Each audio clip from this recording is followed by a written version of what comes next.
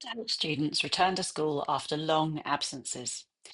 You know that student who's been off for weeks, maybe months, and everyone's asking, when are they coming back? Here's the thing, after a long absence like that, walking back through those school gates can feel like climbing Everest in your pajamas. The longer they've been away, the bigger the mountain gets. What I've learned is that it's not about getting them back to where they were, it's about meeting them exactly where they are now. Let's talk a little bit about exactly what's happening in that young person's head, because it's really tricky. Every day they're away, school becomes more foreign, more overwhelming. Their classmates have moved on, the work's piled up, they've lost their place in the social fabric. So coming back isn't just about catching up, it's about rebuilding an entire sense of belonging. So, what we need to do, we need to start with connection, not curriculum. Before we worry about the missed lessons, we need to rebuild their relationship with school as a safe space. This might mean a phone call home asking, how can we make tomorrow feel manageable? Or a text saying, we missed you today, no pressure, but we just wanted you to know. Think reduce timetable, but make it meaningful. Don't just randomly cut lessons, but work with the student. Which subjects feel safest? Which teacher do they trust? Maybe it's coming in for registration and just one lesson. Or maybe it's just walking around the building after school when it's nice and quiet. Every small step is going to rebuild their confidence that they can do this. The magic phrase to try is something like, what would make tomorrow feel possible? Not easy, not normal, just possible. This shifts the conversation away from what they should do to what they can actually do, what's achievable, what feels doable. And here's what doesn't work, saying you just need to get back into routine, or the longer you leave it, the harder it's going to get.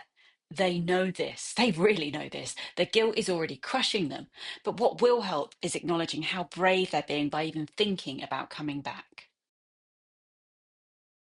Something super helpful you can do is to create a soft landing strategy. This means having an adult they can check in with, a quiet space they can retreat to if it gets overwhelming, and a signal system, maybe a simple text or a hand gesture that means, I need a moment. Try working with parents as partners, not opponents. It can easily get a bit awry. They're often more anxious than the student. So a quick check-in call saying, how did yesterday go? What are you noticing at home is going to build that trust and give you crucial information about what's really going on. Crucial insight is this: recovery isn't going to be linear. There's going to be good days, there's going to be terrible days. Sometimes they'll come back to back.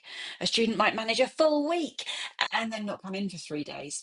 This is not a failure, it's just part of the process. And your job is to keep that door open and the welcome warm. One final piece of advice here is to celebrate the teeny tiny wins. They walked through the door, that's huge. They stayed for a whole lesson, incredible. They ate lunch in the canteen, massive achievement.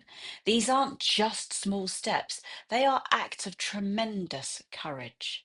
The key takeaway: long term absence isn't about a student being difficult, it's about a young person who needs school to feel safe before they can learn again. Try this. If you've got a student who's been struggling to return, send one message that focuses on connection, not attendance. Something like, thinking of you, no pressure, just wanted you to know that we're here when you're ready. I'd love to hear what's worked for you in terms of long-term absence and supporting return. Drop a comment with your experience. It might be exactly what another colleague really needs to hear. Remember, small steps forward are still steps forwards.